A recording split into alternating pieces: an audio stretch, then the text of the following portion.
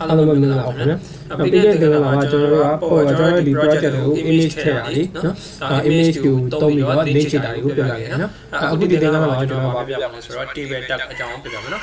table tag ဆိုတာဘာလို့ကြလဲဆိုတော့ကျွန်တော်ရဲ့ဒီစည်ရင်စရာတွေနော်အချိန်စည်ရင်တို့ဘာလို့ကိုကျွန်တော်ဘာလို့လဲဆိုတော့စရာကွက်တွေလေးဆွဲပြီးတော့ပုံဖော်ကြည့်ရမယ်နော်အဲ့ဒီအတိုင်းကျွန်တော်ရဲ့ဒီ project မှာထည့်မယ်နော်အဲ့ဒါမလုပ်ပြခင်မှာကျွန်တော်ဘာလို့ပြမလဲဆိုတော့ကျွန်တော်ဒီမှာ user project ရေးဆောက်လိုက်မယ်နော်table table.html နော်ဟုတ်ပြီအဲ့တော့ပြီးပါလဲဆိုတော့နော်ခဏပေါက်ချမယ်ပြီးတော့ကျွန်တော်ဘာလို့ပြကြရအောင်ဆိုတော့ကျွန်တော်ပြီးခဲ့တဲ့သင်ခန်းစာမှာကျွန်တော်ဒီ header တွေအပိုင်းကိုကျွန်တော်တော့များများမပြောပြခဲ့ဘူးနော်နောက်မှကျွန်တော်ဒီ meta tag တွေအကြောင်းသိတတ်ပြောပြမယ်အခုလောလောဆယ်တော့ကျွန်တော်ဒီ title chain နာရဲ့ကျွန်တော်ဒီ icon chain နာလေးတစ်ချက်ပြောပြမယ်နော်ဒီကောင်လေး run ကြည့် open with live server လို့ run ကြည့်တယ်ဆိုရင်ဒီမှာဘာပြမလဲဆိုတော့ document လို့ပြောမယ်နော် document ကိုဒီမှာကျွန်တော်ချက်ကြည့်တယ်ဒီမှာဆိုရင်ဒီမှာသူရလင်းဆိုတာလေ Facebook ရဲ့နော်ဒီမှာFacebook icon လေးပေါ်နေနော်ဒါကျွန်တော်အဲ့ဒီအတိုင်းလေးလိုက်ပြီးတော့ change ကြည့်မယ်နော်အဲ့ဒီအတိုင်းလေးလိုက် change ကြည့်မယ်ဆိုတော့ဒီမှာဘယ်လိုရေးမလဲဆိုတော့ title ကို thui သူရဒါလည်းပြတာပါလဲဆိုတော့ face EPO Facebook ဆိုရင်ကျွန်တော် save နဲ့တွားကြည့်မယ်နော်ဒါဆိုရင်ကျွန်တော်ဗာမြင်ရမယ်ဆိုတော့သူရရင် Facebook ဆိုရဲဒီပုံစံအတိုင်းတွေ့ရမယ်နော်ဟုတ်ပြီအဲ့တော့ကျွန်တော်ဘာလို့ဖြစ်နေတာလဲဆိုတော့နောက်ထပ်ဒီကဘာလုံး icon ကြီးကျွန်တော်ဘာလို့မလဲဆိုတော့ဒီicon တခြား icon တစ်ခုအစားထိုးမယ်နော်ကျွန်တော် page ရဲ့ icon application icon ကိုအစားထိုးကြည့်အဲ့တော့ဘယ်လိုလုပ်မလဲဆိုတော့ကျွန်တော်အဲ့ icon လေးဟိုနာမည်ဘယ်လိုခေါ်ရလဲဆိုတော့အဲ့ icon လေးကိုကျွန်တော် Favicon လို့ခေါ်ရနော်ဒါမှမဟုတ် fat icon လို့ခေါ်ရနော်အဲ့ဒါလေးပြောင်းချင်တယ်ဆိုရင်လွယ်လွယ်လေးရဲ့ဘာလို့ရမလဲဆိုတော့ link link လို့ရေးရောဒီမှာ fat icon ဆိုပြီးပေါ်လာတယ်မြဲအဲ့ဒါလေးကိုရွေးပြလိုက်နော်ရွေးပြပြီးကျွန်တော်ဒီမှာ HI က hyper reference မှာကျွန်တော်သုံးချင်တဲ့ icon ရဲ့နာမည်လေးကိုရွေးပြလိုက်တယ်အဲ့တော့ကျွန်တော် icon နာမည်ပါလဲဆိုတော့ခုန900 pixel ရှိရဲ့အဲ့ JPEG ပုံလေးကိုထည့်ပေးလိုက်ရင် control s ရမ်းကြည့်မှဆိုရင်ကျွန်တော်ဒီမှာ icon ပုံလေးပေါ်နေနော်C ဆိုရဲ icon ပုံလေးပေါ်ဟုတ်ပြီအခုဒီသင်ခန်းစာမှာပါဆက်ပြောပြပါမယ်ဆိုတော့ကျွန်တော် table tag အကြောင်းဆက်ပြီးပြောပြမယ်နော် table tag ကဘာအတွက်သုံးလဲဆိုတော့ခုနကပြောပြီးသားဒါစည်ရင်းစရာပုံလေးဒါလုပ်ဖို့အတွက်သုံးတယ်ဟုတ်ပြီအဲ့တော့ table tag သုံးရင်ဘာလုပ်မလဲဆိုတော့ table လို့ရေးမယ် table လို့ရေးမယ်နော်table ထဲမှာကျွန်တော်ဘာရှိလဲဆိုတော့ကျွန်တော်သိရတဲ့အတိုင်းပဲ table တစ်ခုမှာဘာရှိလဲဆိုတော့ row တွေရှိတယ် column တွေရှိတယ်နော် row တွေရှိတယ် column တွေရှိတယ်အဲ့တော့ကျွန်တော်ဘာယူလို့ရေးမလဲဆိုတော့ row တစ် row ကိုအရင်စပြီးစောက်ကြမယ်နော်row ကိုစောက်မယ်ဆိုတော့ကျွန်တော် tr လို့ရေးနော်အဓိပ္ပာယ်ဘာလဲဆိုတော့ table row လို့အဓိပ္ပာယ်ရတယ်ပြီးတော့ကျွန်တော် enter ပေါက်ချလိုက်နော်row ထဲမှာဘာရှိမလဲဆို column တွေရှိပြီနော် column တွေရှိပြီကျွန်တော်က column လေးထည့်မယ်နော် row တစ် row မှာပြီးနောက် column လေးစတာရှိတယ်ဆိုတော့ column လေးထည့်ကြည့်အောင်အဲ့တော့column ထဲမှာကျွန်တော်ဘယ်လိုထည့်လဲဆိုတော့ tg ဆိုပြီးတော့ထည့်မယ်နော် tg ကိုမှကျွန်တော်ကဘယ်နှ row လောက်ထည့်ချင်လဲဆိုတော့4ခုလောက်ထည့်ချင်တယ်ဆိုတော့4ခုထည့်မယ်နော်ပြီးတော့ကျွန်တော်ဒီမှာဒီဟာ id ဒါကိုကြတော့ name ဒါကိုကြတော့ agh နော်ဒါကိုကြတော့ age ဒါကိုကြတော့our slide ပေါ့နော်ဟုတ်ပြီအဲ့ဆိုတခြား run ဒီမှာ control s order tab နော်အဲ့ဘာမှာ id ရဲ့ name ရဲ့ age ရဲ့ salary ရဲ့ဆိုပြီးတော့ပေးရည်ပေါ်လိမ့်မယ်နော်ဟုတ်ပြီအဲ့တော့ကျွန်တော်ကဘာလုပ်မလဲဆိုတော့နောက်ထပ်အောက်ကနေပြီးတော့သူ့ရဲ့အောက်ကနေနောက်ထပ်တစ် row ထပ်လာမယ်နော်တစ် row ထပ်လာအောင်လုပ်မယ်ဆိုတော့ control c ပြီးတော့ control v ပြီးတော့ id နေရာမှာကြာပါလာမယ်ဆိုတော့ id number 01ပေါ့နော်01နောက်က name ကြတော့ဟုတ်ပြီ age ကြတော့salary ကြတော့ရေးကြတော့ရေးလိုက်မယ်နော်ဒီနေ့တော့ပေါ်မှာခံရနော်အဲ့ဆိုပြီးတော့ဒါသိမရှိအဲ့ဒါ control s order tab နော်အဲ့စကြည့်ဒါဆိုဘာရလဲဆိုတော့ကျွန်တော် id ရဲ့အောက်လေးမှာမတွေ့သေးမယ် name ကလည်းသူ့ရဲ့ name တစ်ခုစာနေရာအပြည့်ယူပေးလိမ့်မယ်နော်ဒီဘက်အောက်ကဒီနာမည်ရဲ့အရှိရှိတဲ့လောက်နေရာအပြည့်ယူမယ် age ကလည်းသူအောက်ကဒီကောင်လေးရှိတဲ့နေရာယူမယ် salary ကလည်းသူဒီလောက်အကျယ်နေရာယူလိမ့်မယ်နော်ဟုတ်ပြီအဲ့တော့ဒီ table တစ်ခုလုံးကိုဒီ table တစ်ခုလုံးကျွန်တော်ဘာလုပ်ကြည့်မလဲဆိုတော့နောက်ထပ်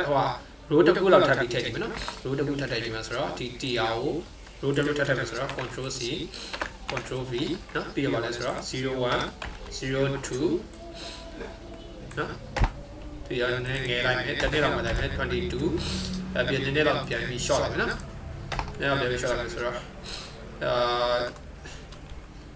ရှစ်လောက်ရမယ်နော်ရှစ်သိန်းလောက်ရဟုတ်ပြီအဲ့တော့ control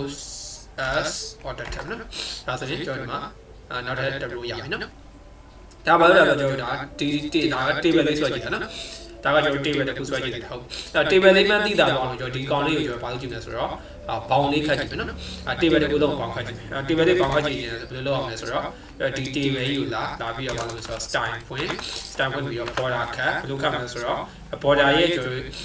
border မှာကျွန်တော် border ဆိုတာဘေးနားဘောင်ပြောတာနော်အဲ့ဘောင်ရဲ့အထူလေးကိုနော်ဘယ်လောက်အထူရှိမလဲဆိုတာကိုတစ်ချက်ရေးရမယ်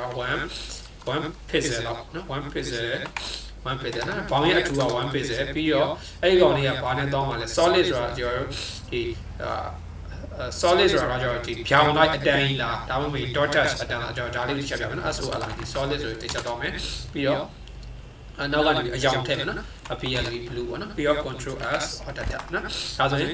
ဒီတစ်ခုလုံးဘာလုပ်ရလဲဆိုတော့ဒီ table တစ်ခုလုံးပေါင်းခါလိုက်တယ်နော် table တစ်ခုလုံးပေါင်းခါလိုက်ဟုတ်ပြီဒီ table ကအခုလို့ဆိုဘယ်ရောက်နေဆိုတော့ကျွန်တော်ဒီ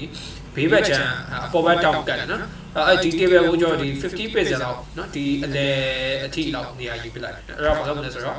ဒီနောက်မှာလာပြီးတော့ width လာယူမယ် table ရဲ့ width ကိုဘယ်လောက်ယူလဲဆိုတော့ 100% ယူ 50% ယူမယ်နော်50% လောက်ယူလိုက်မယ်ပြီးတော့ control S order tab ဆိုရင်ဒီ table ရဲ့ပါဖြစ်တာဆိုတော့ဘေးရိုက်အဲဒီမှာ 50% သာဟို50% เนาะဒီ browser ရဲ့အကျယ်ရဲ့ 50% ကိုနေရာယူသွားဟုတ်ပြီအဲဒါဆိုရင်ကျွန်တော်တို့ဘာဆက်လုပ်လဲဆိုတော့ဘာဆက်လုပ်ကြလဲဆိုရင်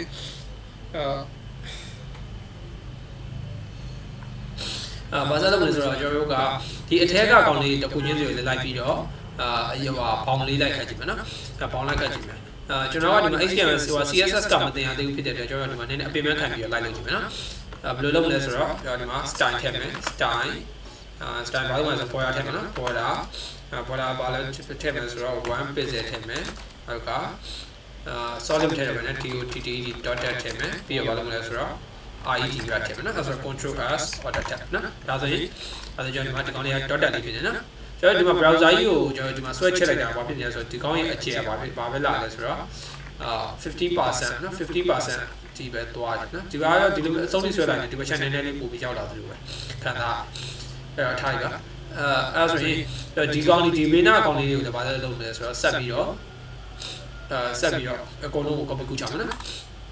copy ကူးချမယ်ဆိုတော့ဒီကောင်းလေးကိုလာပြီးတော့ control C မယ်ကျွန်တော်တို့က CSS တင်ပြီးတော့မှကျွန်တော်အလွယ်ရေးနည်းကိုပြောပြမယ်ဘယ်လိုဆိုတော့ဒီတိုင်း copy ကူးချပါနော်CSS ရေးပြီးတော့မှနောက်တစ်နည်းဆက်ပြီးတော့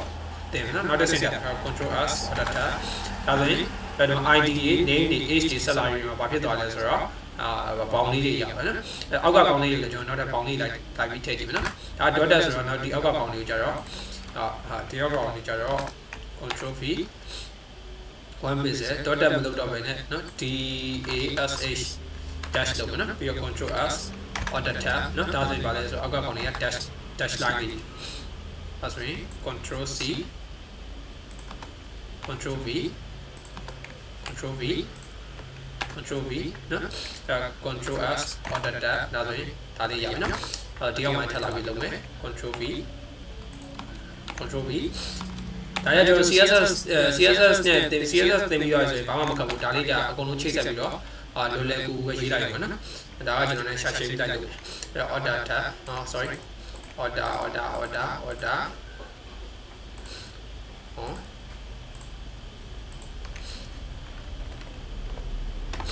ဘာလို့လဲဆိုတော့ blue လို့ရေးမယ်နော် BLU blue နော် control S order ဒါဆိုရင်ကျွန်တော်ဒီအောက်ကခေါင်းလေးကဘာဖြစ်သွားလဲဆိုတော့အပြောင်းလေးဖြစ်သွားတယ်နော်ဒါဆိုရင်ကျွန်တော်တို့အခုဒီသင်ခန်းစာမှာလုပ်တယ်ဆိုတော့ကျွန်တော်ကဒီ table တစ်ခုကိုနော်ဒါ table လေးတစ်ခုစောက်တယ် table စောက်ပြီးအဲ့ table လေးကို border လေးတွေပေးတယ်နော်အဲ့ဒါဆိုရင်ကျွန်တော်ဒီနည်းနည်းလောက်ဒီအခုဒီသင်ခန်းစာမှာနည်းနည်းလောက်ဆက်ပြီးလုပ်လိုက်မယ်နောက်သင်ခန်းစာကျမှကျွန်တော် table ရဲ့အကြောင်းအသေးစိတ်ဆက်ပြီးတော့ပြပြသွားမယ်နော်နောက်တစ်ခုကဘာလုပ်လဲဆိုတော့ဒီ table လေးကျွန်တော်အလဲကိုပို့ကြည့်မယ်နော်ဒီအလဲကောင်ကိုပို့ကြည့်မယ်ဘယ်လိုပို့မလဲဆိုတော့ဘယ်လိုပို့မလဲဆိုတော့အခုက table ရဲ့အကျယ်ကကျွန်တော်ဘယ်လောက်ရှိလဲဆိုတော့ 50% ရှိရနော်50% ရှိဆိုတော့ဒါနဲ့မဆိုင်ပါဘူးအဲ့တော့ဘာလုပ်လဲဆိုတော့အဲ့ table ကိုဘာလို့လဲဆိုတော့ margin ကနော်အမေရာကြည့်ရရင် margin left ကနော် margin left paper channel ကအကဲကျွန်တော်ကဟိုတခြားဒီမှာဒီ unit တွေကိုကပ်မယ်ဆိုရင်သူ unit ကဥပမာကျွန်တော်ကဟို300 pixel ကန်ထားပါနော် control S order tab နော်အဲဆို300 pixel ကန်ဘာရလဲဆိုညာဘက်ကြီးပြည့်ကပ်တာနော်ဘယ်ဘက်ကို300 pixel ကန်လဲညာဘက်ပြည့်ကပ်တာနော်အဲ့လိုမျိုးကြီးအဆင်မပြေဘူးပြီးတော့နောက်ကဟိုနောက်ထပ် margin right ထက်ကမှထားပါတော့ margin right ထက်ကနော် margin right ကိုအဲ့ဒါတော့300ပေးတယ်ပဲကံမထားပါတော့နော် control s ဟောတာနော်ဒီမှာဆိုရင်ကျွန်တော်တို့ကဘာမဖြစ်တော့ဘူးလဲဆိုတော့အလုံးမဖြစ်တော့ဘူးနော် margin right ကတော့အလုံးမဖြစ်တော့ဘူးဘာလို့လဲဆိုတော့ကျွန်တော် margin left နဲ့တိုင်းပတ်ပါနော်အဲ့လိုမျိုးမဖြစ်အောင်ကျွန်တော်ဘယ်လိုလုပ်မလဲဆိုတော့ margin left ကိုလည်းကျွန်တော်ကသူ့ဘာသာသူအလိုလျောက်သူအဆင်ပြေတယ်လို့အဆင်ပြေအောင်လုပ်ပေါ့နော် adjust သူ့ဘာသာသူအဆင်adjust လုပ်နိုင်အောင်ညာဘက်ကိုလည်းသူ့ဘာသာသူအဆင်ပြေတယ်လို့ adjust လုပ်နိုင်အောင်လို့ပါပြမယ်ဆိုတော့ auto ဆိုရ auto ဆိုတဲ့ unit လေးကိုပြရမယ်နော်ပြီးတော့ control s order ဒါဆိုရင်ဘယ်ရောက်သွားလဲဆိုတော့ကျွန်တော်ရဲ့ဒီခုန table တစ်ခုလုံးဘယ်ရောက်သွားလဲဆိုတော့အလဲကောင်ရောက်သွားတယ်နော်အလဲကောင်ရောက်သွားအဲ့တော့ဘယ်ဘက်ချမ်းကို auto ကန်နဲ့ညာဘက်ချမ်းကိုလည်း auto ကန်နဲ့ table ရဲ့အလဲကောင်မှာ 50% ဒီ browser ရဲ့အလဲကောင်မှာ table ကြီးက 50% နေရာယူရတယ်နော်အဲ့တော့ကျွန်တော်ဒီမှာစာသားတွေဒီလိုမျိုးဒီအထက်ကဒီလိုစာသားတွေကိုနေရာယူကျင်တာကြတော့ touch align center နဲ့ပြီးတယ်ဒီလိုမျိုးကျွန်တော်တို့ဒီလိုအထက်ကနေပြီးတော့ဒီလို container ပေါ့နော်ဒီလိုမျိုးအပေါ်တစ်ခုအုပ်ထားတဲ့ကောင်တွေကိုနော်အလဲကောင်ရောက်ချင်တယ်ဆိုရင်ဘယ်လိုလုပ်မလဲဆိုတော့ဘယ်ဘက်ကို margin ကန်မယ်ညာဘက်ကို margin ကန်ပြီးတော့ကိုလိုချင်တဲ့နေရာရောက်အောင်ပို့မယ်နော်ဟုတ်ပြီအဲ့တော့အခုကျွန်တော်ဒီမှာဒီ name တွေ age တွေ salary တွေဘာလို့ကြည့်မလဲဆိုတော့အလဲကောင်ပို့ကြည့်မယ်နော်အလဲကောင်ပို့မယ်ဆိုဘယ်လိုလုပ်မလဲကျွန်တော်ခုနပြောတဲ့ touch align center နဲ့တော့မယ်နော်အဲ့ဒီကောင်လေးကိုလုပ်လို့မယ်ဆိုတော့ test touch align ဘာလို့လဲ center နဲ့တော့နော်အဲ့တော့ကျွန်တော်ဒါလေးကို copy လုပ်ချလိုက် control c control v control v control v နော်ပြီးတော့ control s control s ဟောတာနော်ဒါဆိုရင်ဘာရောက်လဲဆိုတော့ဒီကောင်လေးတွေကအလဲကောင်ရောက်တယ်နော် table ရဲ့အလဲရောက်တယ်နော် table ရဲ့ id name တွေ age တွေ salary ရောက်တယ်နော်အဲ့ဒီသင်္ကန်းတော့ကျွန်တော်မလုပ်ခဲ့လဲဆိုတော့ table တစ်ခုစောက်ခဲ့ရနော် table ထဲမှာ data တွေဖြည့်တယ်ဖြစ်ပြီးတော့မလုပ်လဲဆိုတော့ဒီ table ရဲ့အထဲထဲမှာရှိတဲ့ကောင်တွေကိုအလဲကောင်ပို့ရနော်အကယ်၍ကျွန်တော်ဒီမှာဒီဘယ်ဘက်ချမ်းပို့သေးဘယ်ဘက်ချမ်းပို့ခြင်းနဲ့ညာဘက်ချမ်းပို့ခြင်းဆိုရတယ်အကယ်၍ဒီမှာအောက်ကဒီသူရောက်ညာဘက်ချမ်းပို့ခြင်းနဲ့ဒီအောက်ကဒီကောင်တွေကိုညာဘက်ချမ်းပို့ခြင်းဆိုဘယ်လိုလုပ်မလဲဒီမှာလာပြီးတော့ touch align စာလိုက် align ဘာလုပ်မလဲright ရေးမယ်နော် right ဆိုတာက right ဆိုတာကကျွန်တော်ဒီသူ့ရဲ့သူတည်ရှိနေတဲ့နေရာလေးနော်သူ့ရဲ့အပေါ်မှာရှိတဲ့ parent ရဲ့နေရာလေးရဲ့နော်အဲ့ဒီနေရာလေးရဲ့ညာဘက်လားအဲ့ဒီအကျယ်ဝန်းရဲ့အလဲကောင်လားအဲ့ဒီအကျယ်ဝန်းရဲ့ဘဲဘက်လားဆိုတဲ့ဟာကိုတွားရနော်ဒါ control s နဲ့စစ်လိုက်ကျွန်တော်ဒီမှာထပ်သွားရဲဆိုတော့ဒီတိုင်းလေးလုပ်လိုက်မယ်ပြီးတော့ control s order tab ဒါဆိုရင်ဘယ်ရောက်သွားလဲဆိုတော့ဒီမှာဒီသူရ02ဆိုတဲ့ကောင်လေးကညာဘက်ကပါနော်ကျန်တဲ့ကောင်လေးတွေလာပြီးတော့အဲ့တိုင်းလေးလိုက်လို့ဒါ control c control v control v control v နော်ပြီးတော့ control s ဟောတာဒါဆိုရင်